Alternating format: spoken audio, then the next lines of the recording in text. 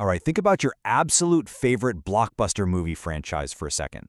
To truly understand how that massive, incredible universe came to be, you've got to go back to the beginning, right? You have to watch the prequel. Well, today in this explainer, we're taking that exact cinematic concept, but we're applying it to our own modern lives. We're going way back to the very roots of human history to trace the way we live today all the way back to its ultimate original starting point.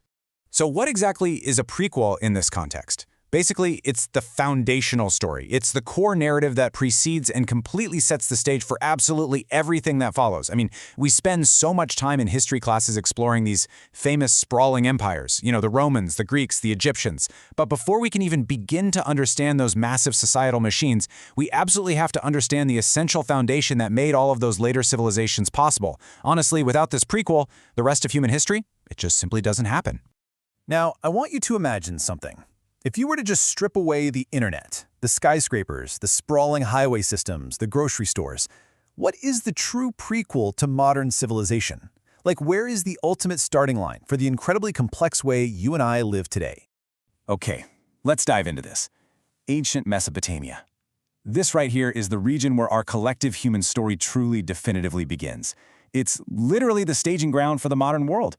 Every complex society, every sprawling metropolis, and every highly structured daily routine we experience right now, it all stems directly from the paradigm-shifting developments that took place right here.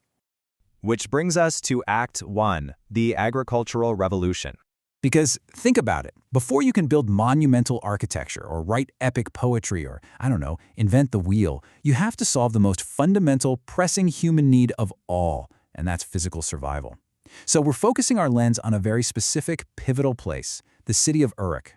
The source data points us directly to Uruk, highlighting its monumental status as the absolute birthplace of agriculture. And guys, this wasn't just some minor shift in daily habits. It was a real game changer for our species. This is the starting line for human sustenance. It's the exact moment where we figured out how to actively control our food supply instead of just endlessly wandering around and chasing it.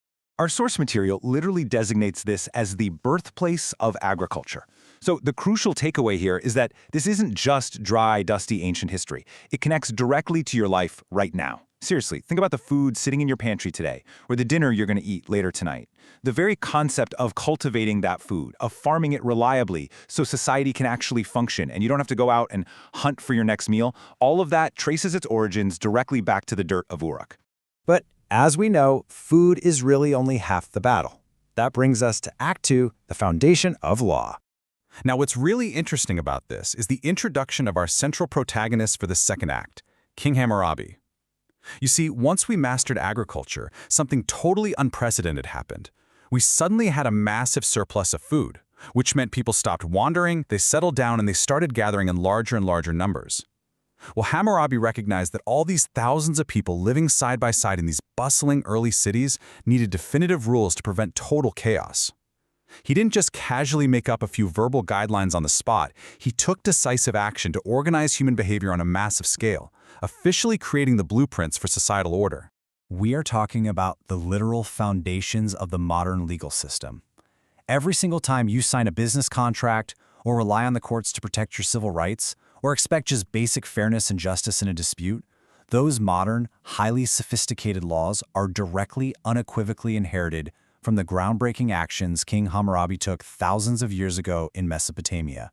He codified order.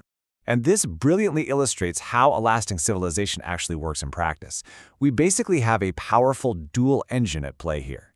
On one side, there's the physical foundation of agriculture in Uruk. That's the engine that keeps us alive and fed. But then, on the other side, we have our societal foundation with Hammurabi's law. That is the framework that keeps us together and functioning peacefully as a group. It's the incredibly powerful combination of these two totally distinct developments that form the complete, unbreakable bedrock of human civilization. So these dual foundations build into this perfect, totally logical map of human progress. Step 1. Agriculture is born in Uruk, providing the essential food surplus and allowing the very first cities to actually grow. Step 2. King Hammurabi steps in with a formal legal system to manage those rapidly growing, super complex cities. And then, that direct, logical evolution leads in a straight, undeniable line right to Step 3, modern civilization. Our modern lives today are quite literally just Step 3 on a blueprint that was drawn up in ancient Mesopotamia. which is why we call this setting the stage for humanity. As our source material beautifully and succinctly puts it, Mesopotamia served as a prequel to many of the other civilization stories. And this incredible quote brings our whole cinematic metaphor completely full circle.